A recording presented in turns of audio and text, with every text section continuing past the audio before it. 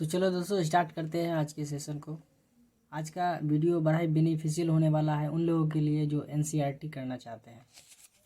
तो एनसीईआरटी का सार संग्रह है ऑब्जेक्टिव टाइप वन लाइनर करके। कल भारत का संवैधानिक विकास आधा ही टॉपिक कवर किया गया था, आज पूरा हम लोग करेंगे। तो स्टार्ट करते हैं बिना समय गंवाए हुए।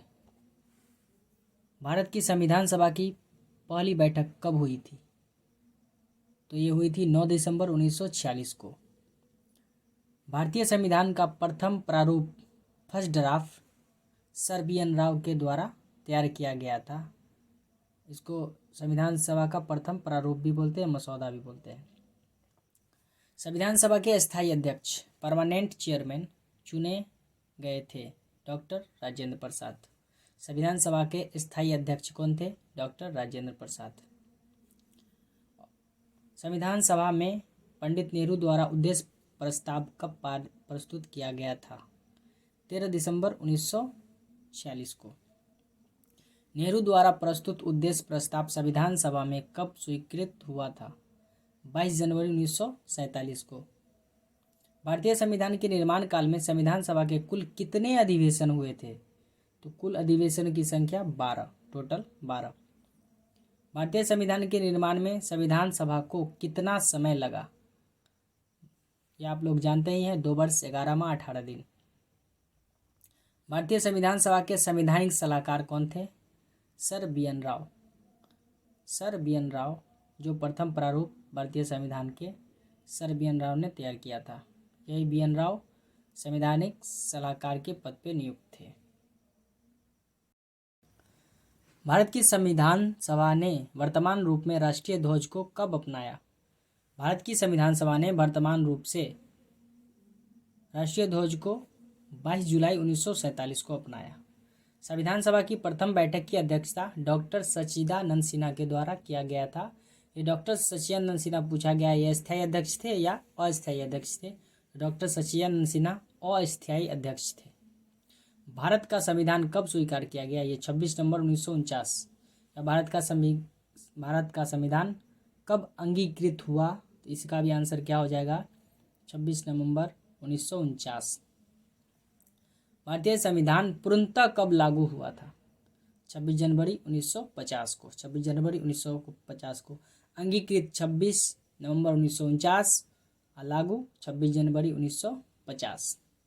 संविधान सभा कॉन्स्टिट्यूंट असेंबली 9 दिसंबर 1946 को संविधान सभा की प्रथम बैठक हुई। 9 दिसंबर 1946 को संविधान सभा की प्रथम बैठक हुई। हमारे साथ आप भी पढ़िएगा तो जल्दी, अच्छा से जल्दी याद हो जाएगा। साथ साथ पढ़ने से, बोलने से ज़्यादा जल्दी याद होता है। जिसमें डॉक्टर सच्चिदानंद सिन्हा को अस्थायी अध्यक्ष, आप यहाँ देखे हैं अस्थायी अध्यक्ष, डॉक्टर सच्चिदानंद सिन्हा को अस्थायी अध्यक्ष तथा 11 दिसंबर 1946 को डॉक्टर राजेंद्र प्रसाद को स्थायी अध्यक्ष। इससे पहले भी हम देख चुके हैं इस क्वेश्चन को। संविधान निर्माण का प्रारंभ 13 दिसंबर 1946 को पंडित जवाहरलाल नेहरू के द्वारा प्रस्तुत उद्देश्य प्रस्ताव कब पारित हुआ? ये क्वेश्चन भी हो सकता है। 13 दिसंबर 1946 को पंडित जवाहरलाल नेहरू के द्वारा, जिसे 22 जनवरी 1947 को सर्वसम्मति से, सब लोगों की मान्यता से स्वीकार कर लिया गया। 13 दिसंबर 1946 को पंडित जवाहरलाल नेहरू द्वारा प्रस्तुत उद्देश्य प्रस्ताव से हुआ, जिसे 22 जनवरी 1947 को सर्वसम्मति से स्वीकार कर लिया गया। 26 नवंबर 1949 को भारतीय संविधान अंगीकृत किया गया। यहाँ भी देख सकते हैं 26 नवंबर 1949 को भारतीय संविधान को अंगीकृत, एडॉप्ट किया गया, जबकि 26 जनवरी 1950 को इसे पूर्णतः लागू किया गया।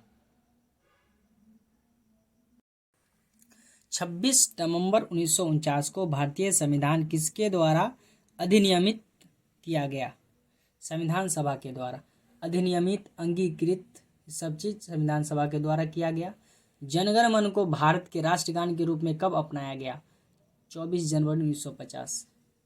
ये जो भी क्वेश्चन हम देख रहे हैं ये एनसीईआरटी के सार संग्रह के रूप में आईपीएस महेश वर्णवाल जी के द्वारा लिखित ये पुस्तक ये एनसीईआरटी का महत्वपूर्ण समावेश है।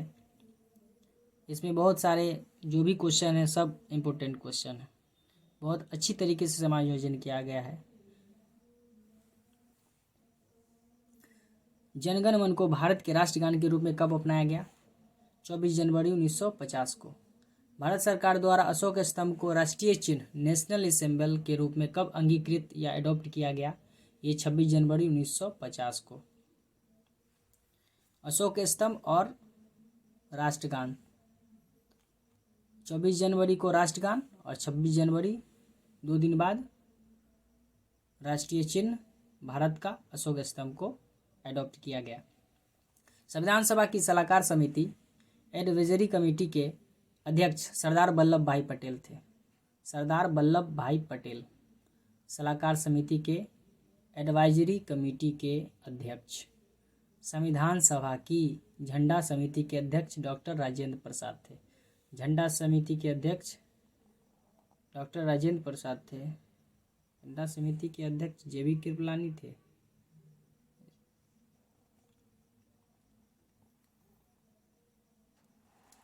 प्रमुख समितियां एवं उनके अध्यक्ष। संघ शक्ति समिति पंडित जवाहरलाल नेहरू। संघीय संविधान समिति पंडित जवाहरलाल नेहरू। प्रांतीय संविधान समिति सरदार वल्लभ भाई पटेल।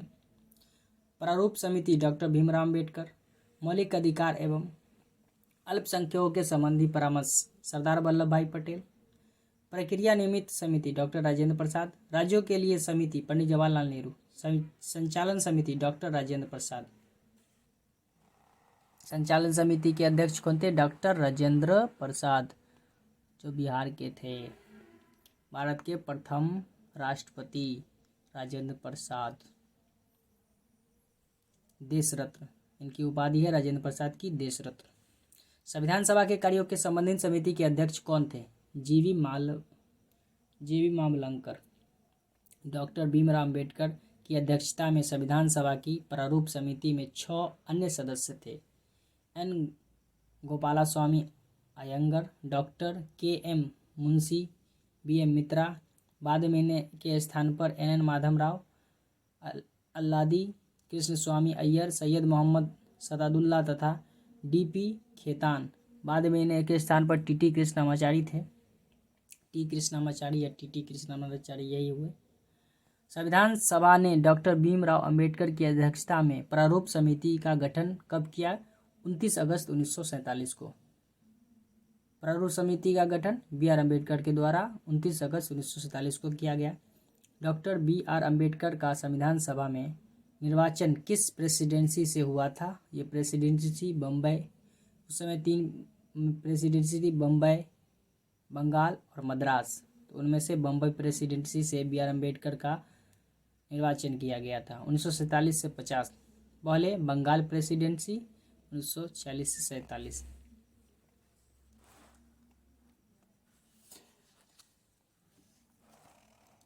भारत का संविधान मूलतः 2 भाषाओं हिंदी तथा अंग्रेजी में लिखा गया था और सभी सदस्यों ने इन दोनों प्रतियों पर हस्ताक्षर किए थे। तो आज का वीडियो यहीं पे रोका जाता है। और आपके लिए अगर कोई भी क्वेश्चन, आप इस वीडियो के माध्यम से अगर आपको लाभ मिल रहा है तो कृपया वीडियो को लाइक करें, शेयर करें। और इस वीडियो के माध्यम से आपको महेश वर्णमाल जी की इस पुस्तक का सार संग्रह कक्षा 6 सोशल्स 1 लाइनर करके पूरा कराया जाएगा। और जुड़ना चाहते हैं तो चैनल को सब्सक्राइब करें।